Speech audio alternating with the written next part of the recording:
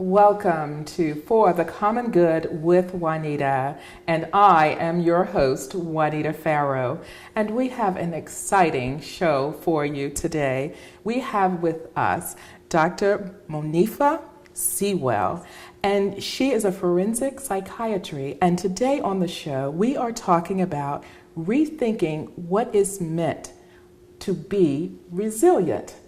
What is meant to be resilient? And we're talking about that with Dr. Seawell today. And I wanted to bring her on the show. Dr. Seawell, welcome to For the Common Good. Thank you so much for having me. It's a pleasure to be here today. Thank you so much for being on the show.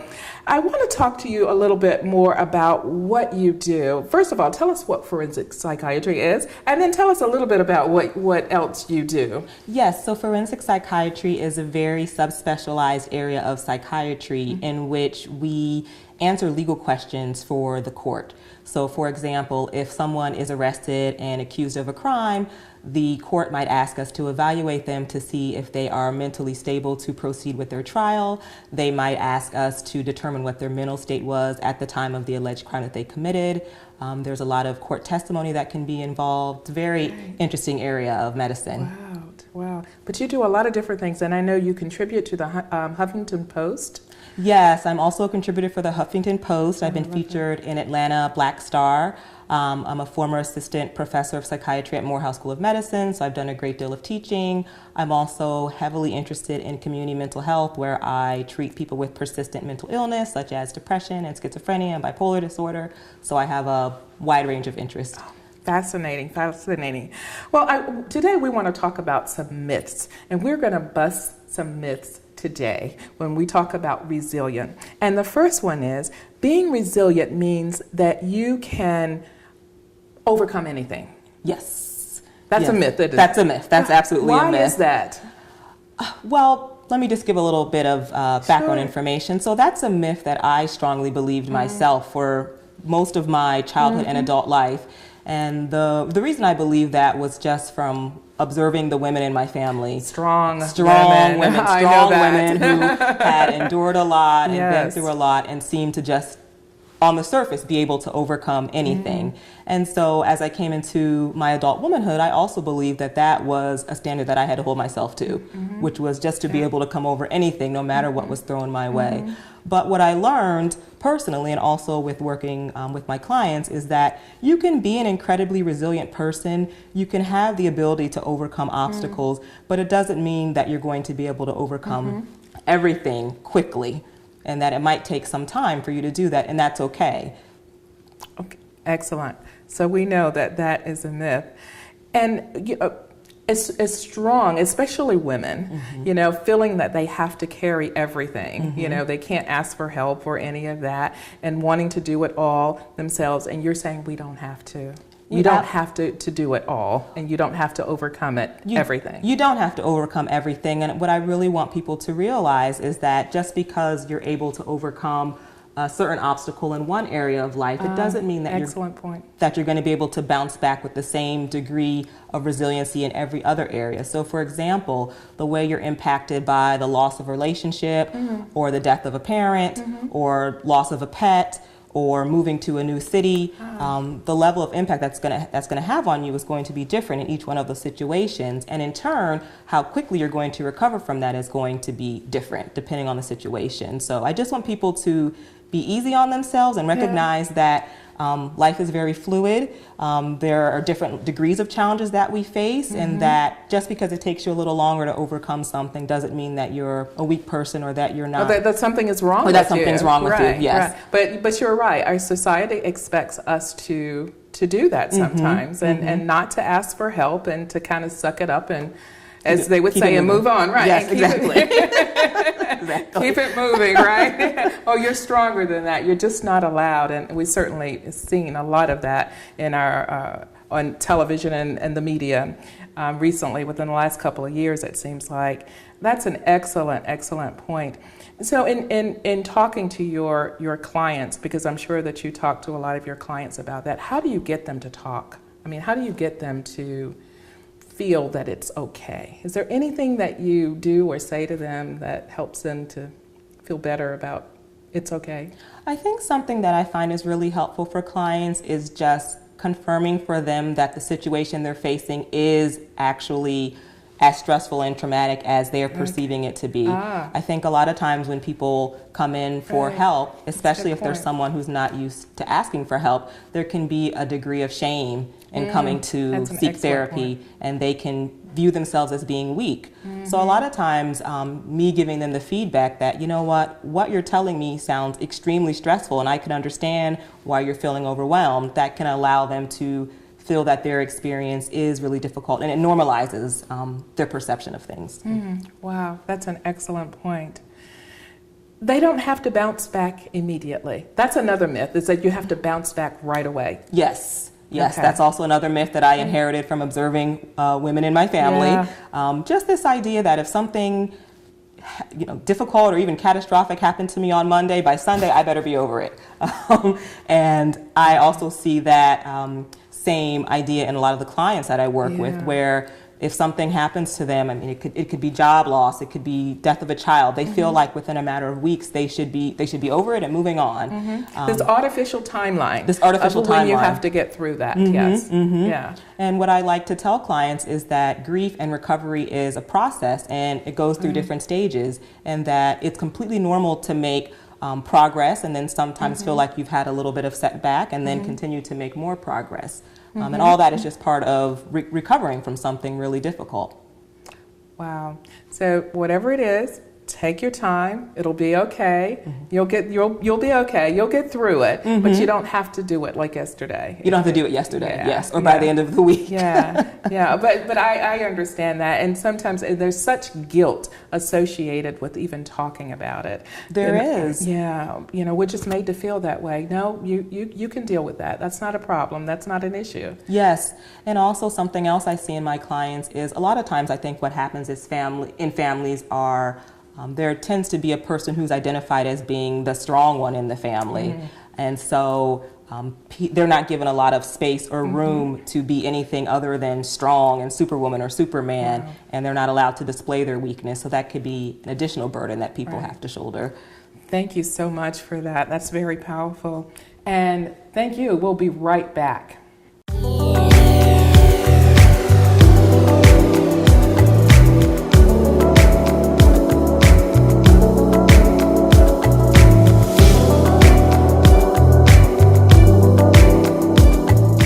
Welcome back to For the Common Good with Juanita, and I'm talking to Dr. Seawell, and we've been talking about rethinking what it's meant to be resilient. So I wanted to ask you, Dr. Seawell, one myth is that we don't require help from others. That's a myth. That's a myth, yes. A lot of us, myself guilty as charged, believe that being resilient and being strong means that you can shoulder all of your burdens on your own, that you never require help, and that if you ask for help, it's a sign that you're weak and somehow not capable. But that's a complete myth, because everyone requires help and everyone needs help at some point. And there are some things that happen to us in life that are just so powerful and moving and traumatic and stressful that you absolutely require help from someone else, whether it's a loved one, a close friend, or even professional help from a therapist or a psychologist or psychiatrist. And I actually always encourage my clients that when they do ask for help, that's actually a sign of great strength, just because of how difficult it is to reach out for help.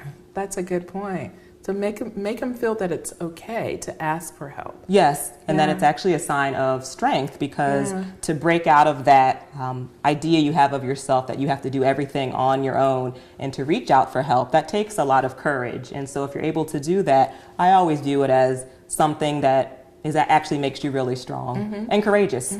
So we need to, other words, change the lenses of how we see these things.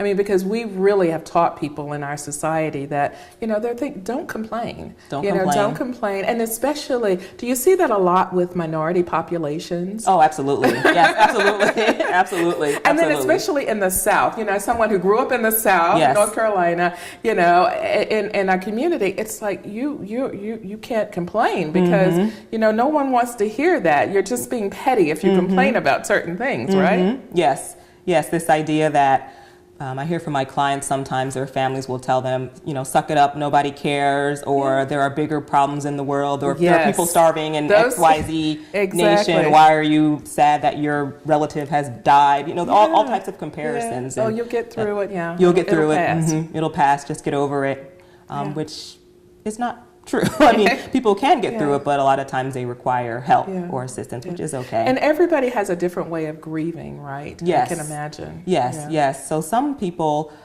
it can take a while for them to begin grieving. It can be delayed, which is normal. Some people can start grieving immediately, and it can be a little bit prolonged.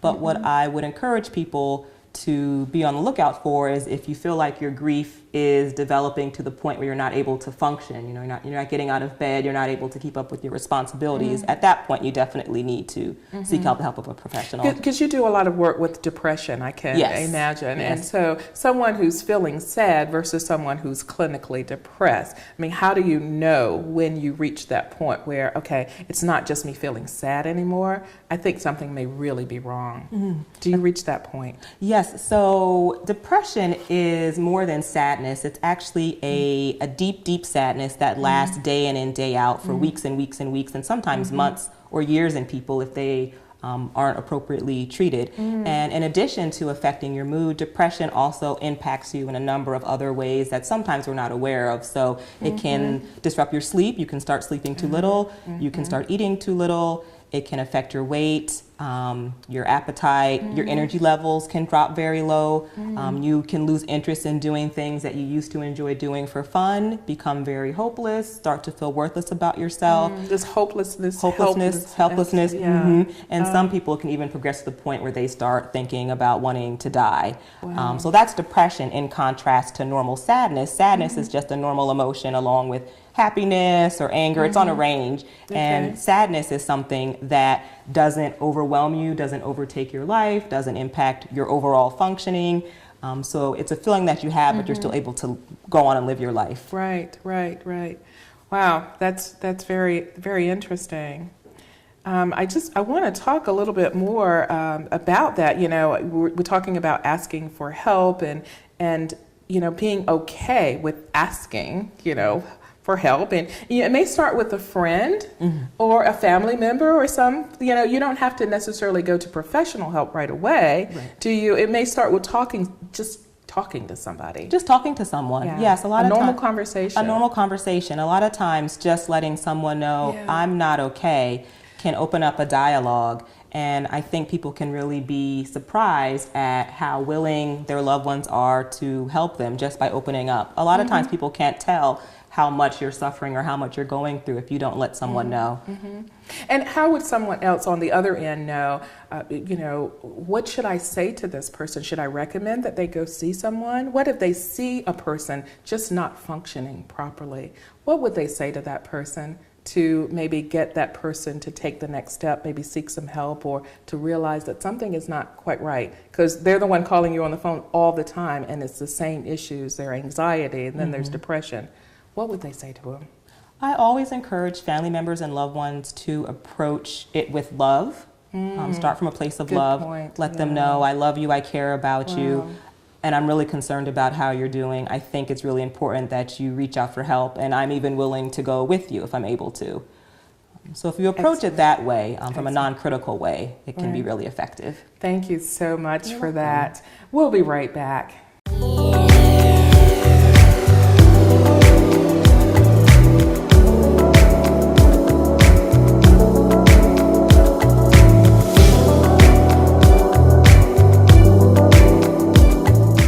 Welcome back to For the Common Good with Juanita, and I'm talking to Dr. Seawell, and we've been talking about rethinking what it means to be resilient. And we covered the 3 myths associated with that. First of all, that we must overcome anything, or that we must bounce back immediately, or that we don't require help from any other person. Do you want to talk about those myths again? Because I know that those myths are very, very important to understand, that we need to make sure that others know that they are myths. All of those things are wrong. They're wrong. And I think it's really important for us to highlight these, especially given the current climate of what's going on in the world, just to remind people that you can be a resilient person, but it doesn't mean that you're going to bounce back from every single thing that you encounter in life with the same degree of quickness. That there are some things that are just so tough that they might knock you down for a little bit longer than some other challenges that you might face. And that is normal, and it's not a sign of weakness. And don't give up on yourself. You definitely can still overcome difficult things. And I'm just wondering, do you see this more commonly in women than men in terms of feeling like they can't? I mean, where do you see, or is it pretty much the same? I see this very commonly in women, and I work with a lot of African American women. So in that population, I commonly see some of my women clients say, I overcame this difficulty. I don't understand why I'm having such difficulty overcoming this other thing. And I tell them, well, they're two different levels of stress. You know, of course it would take you longer to overcome a death than it would a job loss. They're two different things. And we're making it all equal. Whatever it is in life, we should be able to just move forward. Yes. Yeah, because that's what we've been told. That's what we've been taught. Yes, exactly. Yeah. Wow. That's amazing. Are there any other final thoughts that you have for our viewers that might be helpful when they are looking at, certain things like what we've been talking about today on the show? I just want to highlight for viewers that although it's normal for it to take some time for you to overcome difficult things, definitely if you find that you're having a tremendous amount of difficulty and it's affecting your ability to function. So again, you're feeling sad day in and day out for weeks, you're not able to get out of bed, you're feeling hopeless or worthless or down on yourself, that could be a sign that you're developing a concerning reaction to what's happened to you and that you should seek out professional help. That's a good point. That's an excellent point.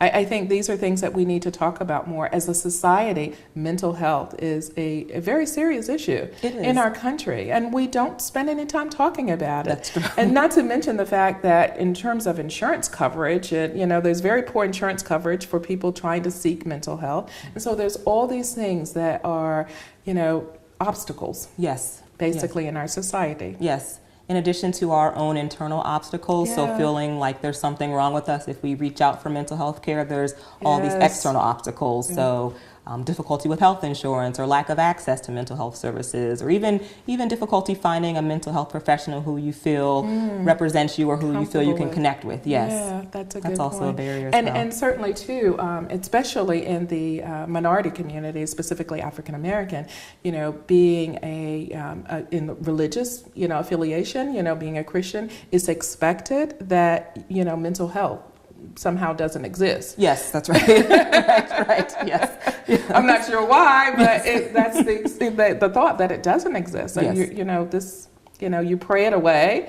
And I'm just being real because this is what people are faced with every day, the types of things that you shouldn't be asking help, for help with certain things. Yes. Do you see that? I see that in my clients a lot where they tell me that it took them a long time to come in because they believed or their family believed that if they just prayed long enough, their depression would go away. I hear that a lot. And I tell them, well, you can pray and you can still come to see me. We can do both. Keep praying and keep coming to your appointments. That's a good point. I like that. That is an excellent point. Thank you so much. Thank you. How can the viewers learn more about what you do? The best way to learn more about what I do is to go to my website. That's drmonifamd.com, drmonifamd.com, or you can email me directly at info@drmonifamd.com. Dr. Monifa, thank you for sharing this time with us, with your wealth of knowledge and busting these myths. Thank you. Thank you for having me. And thank you for very much being on the show. And thank you, our viewers, for joining For the Common Good with Juanita.